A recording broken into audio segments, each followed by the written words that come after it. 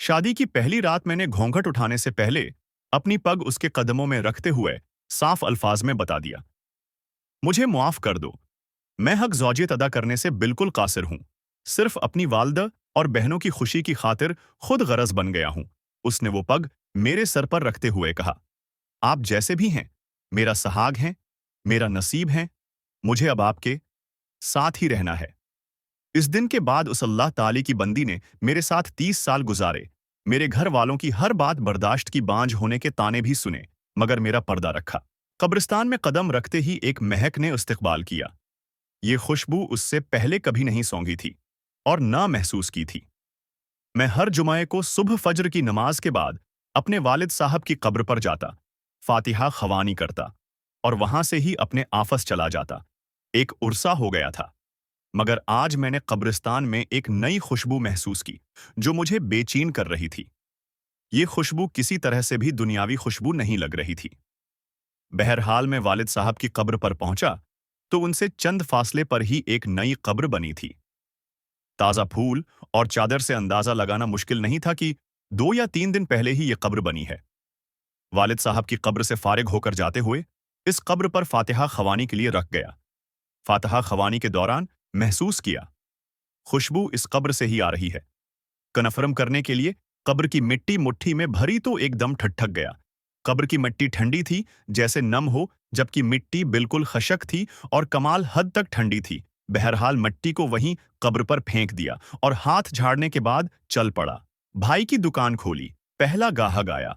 उसको सामान दिया तो उसने कहा, जमान भाई, आज खुशबू तो बहुत कमाल की लगाई है। खुशबू? कौन सी खुशबू? तो उसने कहा, जमान भाई, खुशबू आप लगाते हो और पूछते हमसे हो। कौन सी खुशबू? बहुत भले मानस आदमी हो आप भी जमान भाई।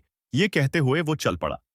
मैंने जब अपने हाथ को सौंघा तो वही खुशबू मेरे हाथ से आ रही थी। तमाम दिन में इस खुशबू को महसूस करता रहा। हाथ धोने के बावजूद भी मेरा हाथ मौतर रहा। अगले दिन हिफ्ते को भी मैं न चाहते हुए कब्रिस्तान चला गया। वालिद साहब की कब्र पर फातिहा खवानी के बाद इस कब्र पर फातिहा खवानी की। किसकी कब्र है ये? कौन है जो इस कदर नेक है, जिसकी कब्र ठंडी और खुशबूदार है?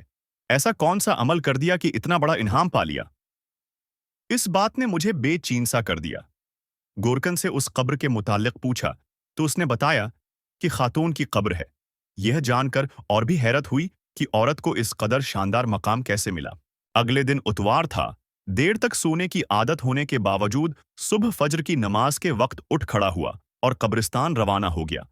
कब्रिस्तान में दाखिल हुआ तो क्या देखता हूं, उसी खातून की कब्र पर एक बारिश आदमी कुरान खवानी कर रहा है। मैं वालिद साहब की कब्र पर फातिहा खवानी करने लगा। फातिहा खवानी के बाद मैंने उस आदमी की तरफ देखा जो अब दुआ मांग रहा था। जैसे ही वो दुआ से फारिग हुआ तो बाहर की जानिब चल पड़ा। उसको जाते देखकर मैं भी उसके पीछे हो लिया। जैसे ही वो दरवाजे से बाहर निकला, मैंने आवाज दे दी, सर बात सुने। 1 मिनट प्लीज। जी फरमाएं। सर मैं माजरत चाहता हूं, मैंने आपको तकलीफ दी, मगर मैं आपसे एक बात पूछना चाहता हूं, अगर आप इजाजत दें तो। जी आप पूछें, क्या बात है? इंतहाई मोहब्बत से इस शहज ने जवाब दिया। शुक्रिया सर, जजाक अल्लाह। मैं दरअसल जानना चाह रहा था, ये कौन की कब्र है जहां आप कुरान खवानी कर रहे थे? अगर आप मुनासिब समझें तो बता दीजिए। ये आप क्यों पूछ रहे हैं? उसने सवाल किया। दरअसल इस कब्र से आने वाली खुशबू ने मुझे बेचैन कर दिया है। ऐसी खुशबू मैंने आज तक महसूस नहीं की। मुझे ये दुनियावी खुशबू नहीं लगती। मैं जानना चाह रहा था कि साहब कब्र ने ऐसा कौन सा अमल किया कि ये मकाम मिला कि कब्र ठंडी और खुशबूदार हो गई। ये सुनकर इस शहज ने ठंडी आह भरी और कहा, कब्र ठंडी और खुशबूदार हो गई।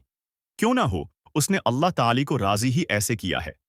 जी मैं यही जानना चाह रहा था कि ऐसा कौन सा अमल है जिससे ये सआदत नसीब हुई। तो उसने बताया कि ये मेरी ज़ौजा की कब्र है। 30 साल हमारी रिफाकत रही। मैं 4 बहनों का इकलौता भाई हूं। मेरी बहनों और मां को मेरा सेहरा देखने का बेहद शौक था। सरकारी नौकरी मिलते ही चांद सी दुल्हन की तलाश शुरू कर दी गई। यूं दिनों में लड़की की तलाश का काम मुकम्मल हुआ। शादी हुई और मां बहनों ने अपने अरमान दिल खोलकर पूरे किए। शादी की पहली रात मैंने घूंघट उठाने से पहले अपनी पग उसके कदमों में रखते हुए साफ अल्फाज में बता दिया, मुझे मुआफ कर दो, मैं हक ज़ौजियत अदा करने से बिल्कुल कासिर हूँ। मेडिकली तौर पर मुकम्मल इनफट हूँ। सिर्फ अपनी वालदा और बहनों की खुशी की खातिर खुद गरज बन गया हूँ। उसने वो पग मेरे सर पर रखते हुए कहा, आप जैसे भी हैं, मेरा सहाग हैं, मेरा नसीब है, मुझे अब आपके साथ ही रहना है। उस दिन के बाद इस अल्लाह की बंदी ने मेरे साथ 30 साल होंगे गुजारे। मेरे घर वालों की हर बात बर्दाश्त की बांझ होने के ताने भी सुने, मगर मेरा पर्दा रखा। अल्लाह ताली कैसे उसकी कब्र को ठंडा और खुशबूदार न करे, जिसने इतनी पाकबाज जिंदगी गुजारी हो। इस शहज की तमाम बात सुनकर इस खातून पर रश्क आने लगा, जिसने दुनिया में सब्र किया और आली मकाम हासिल किया। आज कल के दौर में कुछ भी हासिल करना क्या मुश्किल है। औरत मर्द जरा से बीमार हूं, हलाल हराम की तमीज किए बगैर अपनी ख्वाहिशात की तकमील के लिए कुछ भी कर गुजरते हैं। थोड़ा सा फर्क लगने पर बीवी शवहर और शवहर बीवी को खरी खरी सुना देते हैं। माशरा ऐसी मिसालों से भरा पड़ा है। सब्र का दामन हमने छोड़ दिया है। सारा कुछ सिर्फ दुनिया में ही लेना चाहते हैं, आखिरत की कोई उम्मीद नहीं रखते।